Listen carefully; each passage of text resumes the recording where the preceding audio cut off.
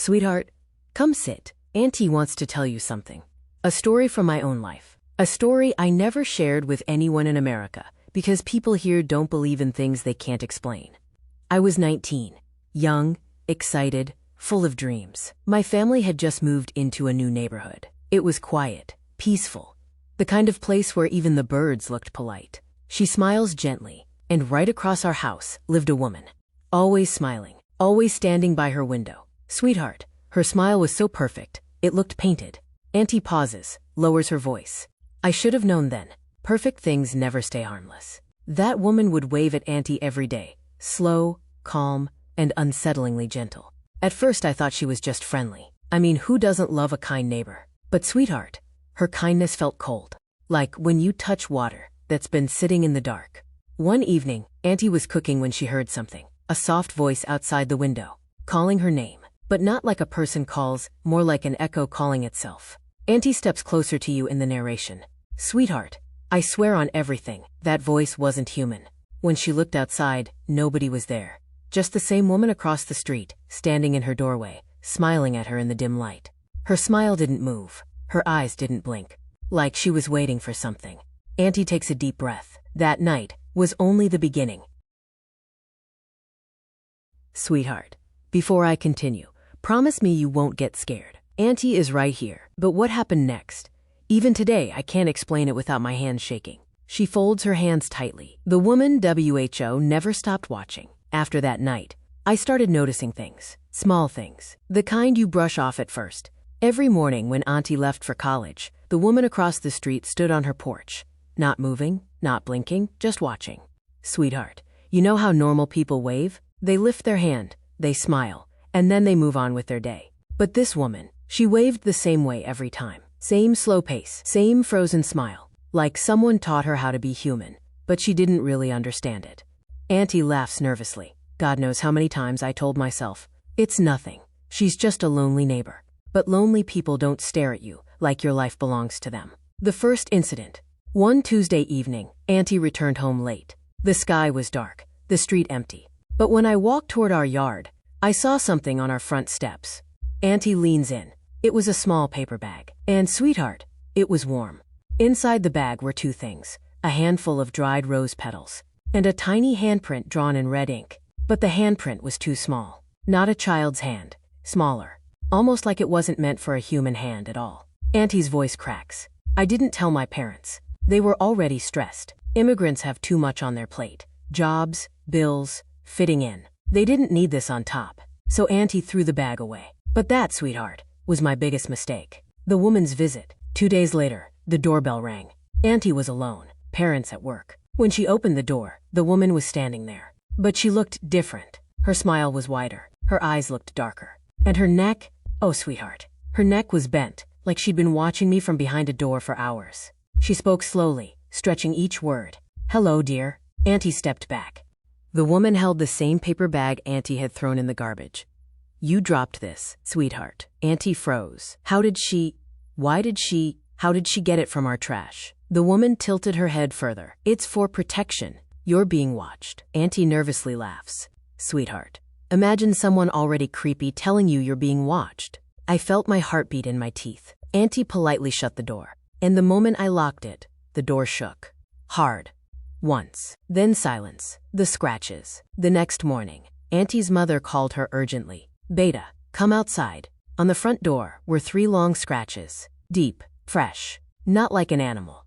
Not like a knife. These scratches, curved slightly, like a hand with too many fingers made them. Her mother blamed a raccoon. But sweetheart, raccoons don't scratch in perfect, even lines. Auntie said nothing, but she noticed the woman across the street again. Not waving this time. Just watching. Like she was waiting for Auntie's reaction. The dream that wasn't a dream. That night was the first night something actually entered my room. Auntie takes a deep breath. I woke up around 3 a.m. You know that time. That weird, heavy silence time. Her window curtains were swaying, even though the window was closed. And sitting on the floor next to my bed was a shadow. Not a human shadow. Not a trick of light. A curled-up figure. Too thin. Too long. Sweetheart. It was breathing. I could hear it. Like someone inhaling through broken ribs. Auntie didn't move. Didn't blink. But the thing on the floor slowly lifted its head. No face. just a blurred shape. And then I heard it whisper, not from its mouth, from inside my mind. A soft, childlike voice. "She's waiting for you." Auntie chokes on the words. I screamed. My father rushed in. But the moment the lights came on, it was gone, like smoke fading into air. Her father dismissed it as a nightmare. "But sweetheart, nightmares don't leave cold air on your skin." The woman's warning. The next morning, the woman approached Auntie again. No greeting, no smile. Just one sentence. "Lock your room tonight." Auntie replied angrily. "Why? What's happening?" The woman leaned closer, her voice trembling. "Because it found you." "Found me?" "Sweetheart." Auntie felt ice in her stomach. The woman continued. "You need to stay inside your room after midnight. Don't open the door, no matter what you hear, not even if it calls your name." Auntie tried to ask more, but the woman stepped back and again gave that slow, unnatural wave. The night of knocking. I should have listened, but Auntie didn't tell her parents. She didn't want them to worry. That night, Auntie locked her room, chair under the handle, lights off, just like she said. Around 1:17 a.m., the sound started. Knock, soft, controlled, not angry, just patient. I didn't move. I didn't breathe. Knock. Auntie closed her eyes. Then a whisper, exactly in her father's voice. "Beta, open the door, sweetheart." Auntie felt her entire body go cold. Her father was working the night shift. He wasn't home. Another whisper, this time in her mother's voice. "Open it. We need you." Auntie covered her ears, but the whisper moved inside the room, behind her, then near the window, then under the bed. "Let me in. Let me in. Let me in." For 30 terrifying minutes, the knocks continued. And then, silence. Auntie stayed awake until sunrise. The woman's house. The next morning, I finally gathered courage. Auntie crossed the street to confront the woman. But when she reached the house, the door was open. The living room was empty, dusty, furniture covered with sheets. "Sweetheart." The house looked abandoned. Not for days, for years. Auntie felt her chest tighten. Where was the woman? Who was she? There was a faint sound from the hallway. A whisper. "In here." Auntie stepped forward, but something made her stop. The air became colder. Her skin tightened, and the shadows along the walls moved, like they were alive. She turned to run, but then she saw it. On the inside of the woman's front door, the same 3 scratches. Deep, fresh. The realization. Sweetheart. That was the day I understood. The woman wasn't haunting Auntie. She wasn't stalking her. She wasn't the threat. She was protecting me. Auntie's voice shakes, and whatever was knocking on my door at 1:17 a.m. wanted me long before she ever waved at me. Auntie looks down at her hands. Part 3. That's when everything unraveled. When I learned who the woman really was, and what creature had stepped into our lives. Sweetheart, sit close. What I'm about to tell you is the part of my life I tried to forget for years. Auntie folds her dupatta nervously. This is when I finally learned who that woman truly was, and what had really been following me. The empty house that shouldn't have been empty. Remember how I told you I went to her house? The door open, the room's dusty, everything looking like no one had lived there for years? Auntie's voice lowers. Sweetheart, I didn't imagine that. I wasn't confused. I wasn't dreaming. She clears her throat. But I didn't leave. Something inside that abandoned house was pulling me in. She stepped deeper into the living room. Every step echoed. Auntie's shoes crushed dust like thick powder. There were no footprints. Not hers, not anyone else's. Sweetheart, a house with no footprints? That's not normal. She felt the air shift, heavier, colder, like the house itself was breathing. Then Auntie saw it. A framed picture on the wall. A family portrait. A mother, a father, and the same woman who always waved at Auntie. Except, she looked younger, happier, alive. The date on the frame said, 1994, 10 years before Auntie ever saw her. Auntie whispers, Sweetheart, the woman I'd been seeing wasn't alive anymore. The door at the end of the hall. I wanted to run, but something told me this wasn't over. Auntie walked toward a long hallway. At the end was a door. Half open, dark inside, cold air spilling from the crack. When I reached it, I felt a pressure on my chest, like invisible hands were holding me in place. Auntie pushed the door. Inside was a child's room. Toys scattered. A crib. Walls painted with stars. But everything was covered in dust. And sweetheart, there was a smell. Old wood. And something like sadness. On the crib rail was a carving. A.M. Auntie touched it. The wood felt warm. I don't know why I said it out loud, but I whispered, A.M., who are you? Then, a tiny giggle. Auntie's breath stops. It wasn't a human giggle, sweetheart. Not a baby. Not a child. Something. Twisted. Echoing. Too close. Auntie stepped back, and the closet door creaked open by itself. Inside, scratch marks. Hundreds. Tall, small, crooked, straight. Like something lived inside that closet. Or died there. Auntie's voice shivers. Then I heard the whisper again. A small voice. The same one from her room that night. She tried to hide me, but she failed. Auntie ran. She didn't look back. The woman returns. When Auntie reached the outside porch, there she was. The woman, standing exactly where she always stood. Same smile, same wave. Except this time, her eyes were filled with tears. Sweetheart, ghosts don't cry. Not like that. Auntie froze. I saw your house, she whispered nervously. But it looks like no one lives there. The woman lowered her hand, and in a soft, broken voice she said, because I don't. Auntie's legs went weak. The woman stepped closer, but gently, like someone who didn't want to scare her. I've been trying to protect you, child. Auntie shook her head. Protect me from what? The woman pointed to Auntie's house, over the roofline, toward Auntie's bedroom window. From what followed you home, the first night you waved back. Auntie covered her mouth. She remembered. She had waved back. Just once. The woman's voice softened. That thing inside your room? It's not a ghost. It's not a spirit. It's hunger. Auntie stepped backward. She continued.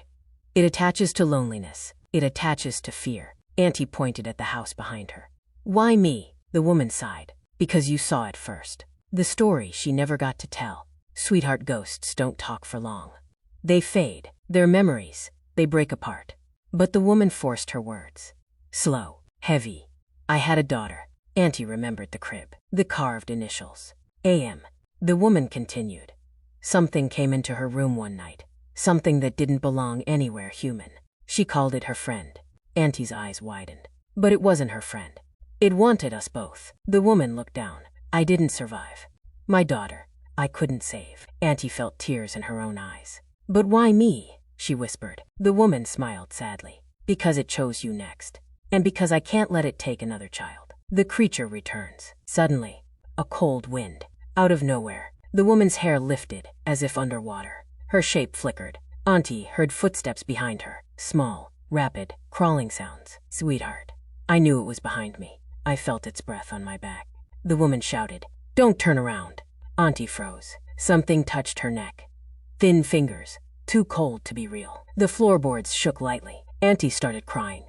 The woman lifted both hands, palms out, as if blocking something unseen.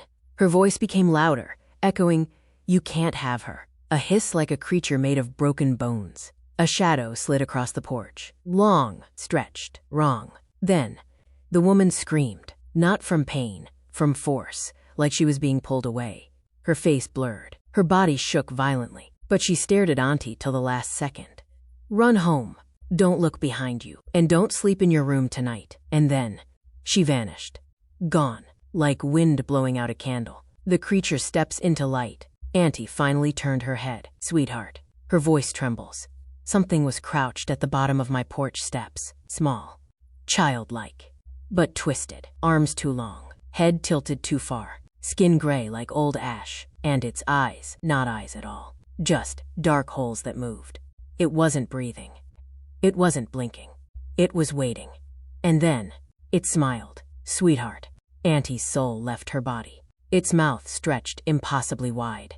And in a child's sing-song voice, it whispered, Auntie, you waved at me first. Auntie screamed. She ran like her life depended on it. Because it did. Behind her, fast crawling, bones cracking, hands tapping on the ground. Tap, tap, tap, like tiny fingers chasing. Auntie reached her door, slammed it shut, locked it. But the knocking started instantly, soft, patient. Let me in. Auntie slid to the floor, sobbing. The knocking continued for almost an hour, until 3:33 a.m. Then it stopped. The woman's final message. At sunrise, Auntie found something under her door. A folded note, in perfect handwriting. You are not safe yet.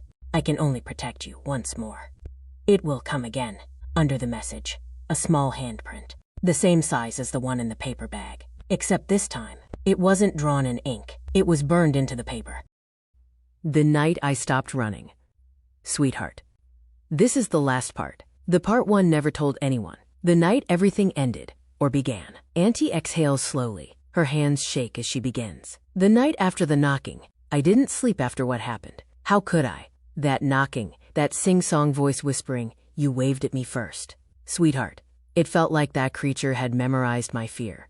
Auntie stayed awake until the sun rose. Still, she didn't feel safe. Daylight doesn't help you when something is following you from the other side. She checked every corner of the house, closets, bathroom, kitchen, under the bed. But of course, monsters don't hide where humans expect them to. The woman returns, for the last time. That afternoon, as Auntie washed her cup in the sink, she felt it. A cold presence behind her. Not the creature, not the heaviness. A calm chill. Sweetheart, when spirits who protect you arrive, the air becomes cold but peaceful. Auntie turned around, and the woman was standing there. But this time, she wasn't flickering.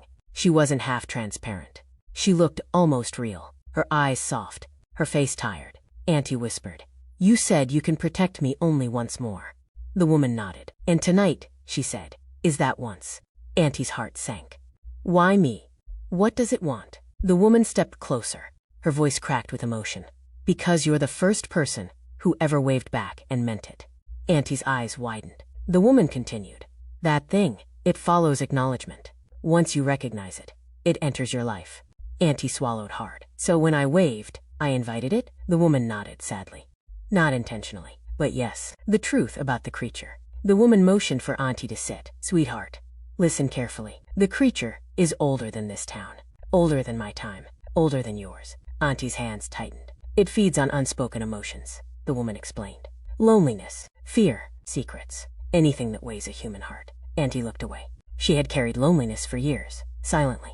The woman sighed. "It follows hearts that don't share their pain." Auntie whispered, "Is that why it followed you? And your daughter?" The woman's voice broke. "My daughter felt alone, even when I was alive." A beat of silence. Then she continued, "It came for her pain.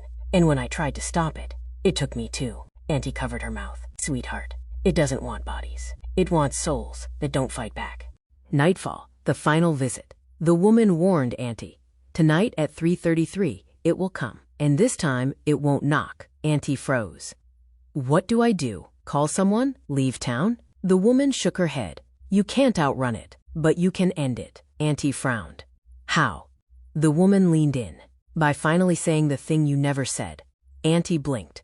"What thing?" The woman smiled softly. "The truth you hide from yourself. Your deepest pain. Your biggest regret. The secret that has been feeding it." Before Auntie could ask more, the woman's form began to dissolve. She spoke her last words. "Speak the truth, before it speaks for you." And she vanished. 3:33 a.m., when the walls breathed. Sweetheart, I watched the clock like it was counting down my life. 3:29, 3:30, 3:31, 3:32. At 3:33 a.m., everything went silent. Not quiet, silent. Even the refrigerator hum stopped. The ticking clock froze. The night air held its breath. Auntie whispered, "It's here." The bedroom door opened slowly, by itself. Not creaking, but bending, like the wood softened in fear. Auntie couldn't move. Something crawled across the floor, dragging long hands, its joints snapping. Then she saw it. The creature pulling itself into the room. Child-sized body, long arms, neck bent like something broken long ago, skin pale and wrinkled, and those eye sockets, black, empty, searching. It stopped inches from Auntie's feet. Then, it smiled. Wide, sharp, wrong. And in the same sing-song voice, "Auntie, I'm hungry." Auntie trembled. "What do you want from me?" The creature tilted its head. "You know, the truth she never told." Auntie remembered the woman's words, "Speak the truth, before it speaks for you." Auntie inhaled, her voice small. "I wasn't supposed to survive that night." The creature froze.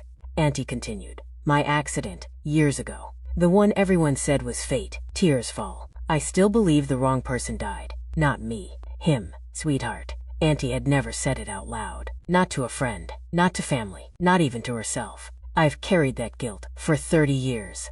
Maybe that's why you found me." The creature leaned forward, its smile fading, its skin trembling. Auntie whispered, "I am tired of being punished. I am tired of running. I am tired of pretending I'm okay." The creature let out a low, shaking breath, almost like disappointment.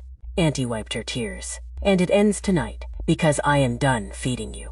The creature begins to die. The creature convulsed, violently. Its hands clawed the floor. Black smoke leaked from its mouth. Its empty eye sockets widened, as if burning. Auntie stood. No more secrets, no more shame, no more silence. The creature screamed, a sound like metal scraping bone. It shrank, collapsed, crumbled into dark dust. And then, silence, real silence. The curse was broken. The woman's final appearance. As dawn approached, light filled the room. Auntie felt a presence. The woman stood there, peaceful now, glowing faintly. She smiled. You freed yourself, she whispered. And by doing that, you freed me too. Auntie's voice cracked. I never got to ask your name. The woman touched her heart. Amelia. Auntie froze. A.M. The initials carved on the crib. And your daughter? Auntie asked. The woman nodded softly. She's safe now. Auntie exhaled shakily. The woman stepped back. Thank you, she said. For listening, for believing, for surviving. Her form glowed brighter, and she disappeared into the morning light. Gone forever. At peace. The end of the story. Auntie looks at you now, eyes soft. Sweetheart, that was the last night anything ever came for me, because I finally stopped hiding my pain. And when you confront the things you fear most, they lose their power. Auntie smiles gently. And that is the truth I leave with you.